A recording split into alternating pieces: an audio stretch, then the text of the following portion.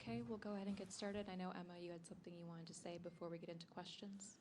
Yeah, I mean, first of all, I would say condolences to Mike. I mean, I heard the news this morning, was pretty taken aback, to be honest, because he was here 2 nights ago and everything was normal. So, yeah, it just shows how precious life is and puts everything into perspective. I know I came off a 3-set loss, but I mean, in comparison to, what just happened, I was taken aback. So, yeah, condolences. I'm sorry, it's a very sad day for everyone and his family. So I really hope, you can stay as strong as you can.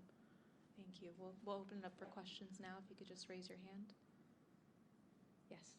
Just tell us how you're feeling now and how you were feeling during the match. Yeah, I mean, now I feel a little bit better. I had some time, and yeah, during the match, I'd say like 3rd set, I was 30 level up serving, and all of a sudden just felt so sick, like just really like weak and just nauseous. So throughout the 3rd set, I think everyone could see it was a bit of a battle. It was like physically, body wise, I felt fine. It was more just like I was like throwing up in my mouth, and then after the match, it came out. But now I'm okay, and yeah, I'll get over it. It just sucks with the timing. I mean, Jack had an experience that sounds very, very similar, and said that it may have been more tension related than physical. Do you think that might be the case? No way, because I won the 2nd set. I was actually feeling good about my tennis. I would say I felt physically good. Mentally, I don't know why, I just felt like really composed the entire time. Like even in the 1st set when I was making a ton of errors with the wind, I kind of always had this feeling that I was going to come back and just tidy up the errors. And I felt pretty composed throughout. It's just, yeah, I'm just not going to divulge too many details, really. I don't know, maybe you got food poisoning or something like that? Well, no, I mean, I think I just had a bit of a stomach bug beforehand. Okay, so you went on court, maybe not No, I good. mean, I felt good. I mean, like, are you gonna just try and like tease the answer out of me? Or, like, I felt good. I felt fine. I was just, yeah, I just had a bit of a bug. Next question. Yes, Beck. Just on that theme, how close you were to stopping, and what kept you going in those moments? Yeah, I mean, honestly, like, I've been in that situation before in matches, whether it was with illness or injury, and retired a few times. But I think, to be honest, with what I went through last year, I was like, okay, you feel like awful right now. Like at some points I couldn't really see the ball very well. But I think with everything I went through last year, I was like, it's made me so much tougher, and there was like no way I was going to pull out. Like she was going to have to beat me, and she did. She served it out. So I think that the last year off, and also just with the amount of niggles and everything that I had and the setbacks, it did make me a lot tougher. Question here, and then Matt. Obviously, that's the trip now over. I just wondered, how encouraged are you that really, from what I'm seeing, there's not really any sign of pain in the hands and the ankle, and the hands in particular are an area you can often get setbacks in. So how do you feel about those areas sort of moving forward? Yeah, I'm very positive, very happy with how my body is. I think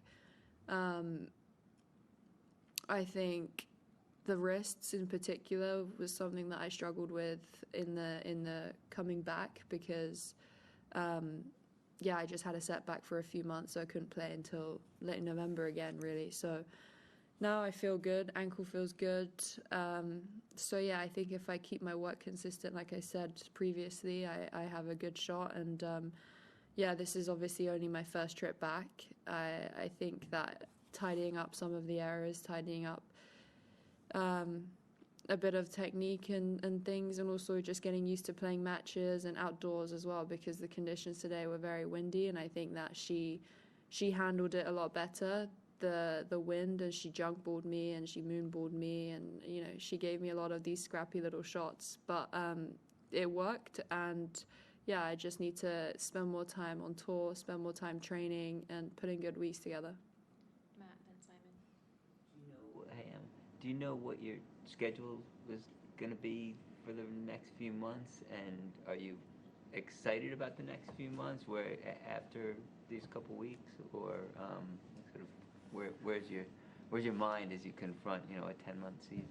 Yeah, I mean, I'm really looking forward to it, because for me, I think there were doubts whether I would be able to make the Australian Open trip. So I think that to be here is a bonus and a good starting point, I would say, because I started putting some good practice together with Nick. We're doing good work off the court, and I think, as I said, I think before I'm more focused on level and the practice days and trying to win the day rather than focusing more on win or loss, because I know the difference between me playing like okay, me playing good, and me playing great are just really, really in the details, like doing a few things just 5% better, and I think it makes a huge difference. So I'm feeling very positive, and I really just want to play a full season. And the encouraging thing is even though I played 2 back-to-back 3-setters in Auckland and a 3-setter today, like body-wise, strength-wise, I didn't come up with any random niggles that just happened throughout the match. It was just me throwing up, but that's fine. Like, that's not normal, but it's like a one-off. Last few questions here and here. There's often when you come back from serious injuries, there's often a fear factor with not knowing exactly what's going to happen. Are you through that with your injuries, do you think, or is there still a little bit? No, I think the way that I'm committing to my movement, committing to my training and tennis, I've completely got no fear with it. I feel more confident than ever in them, and just playing with no pain is something that for a while I didn't know if I'd ever be able to do. So I think that is a bonus, and that I'm very grateful for that. So I think now we just push on with more training, more gym, more work, and more consistency. Question here, and then final question with Eleanor. During your recovery, you also had a few trips to China. What's the most memorable things you've done, the best food you had? It would be great if you could answer in Chinese. To English if you'd like. Whatever you prefer.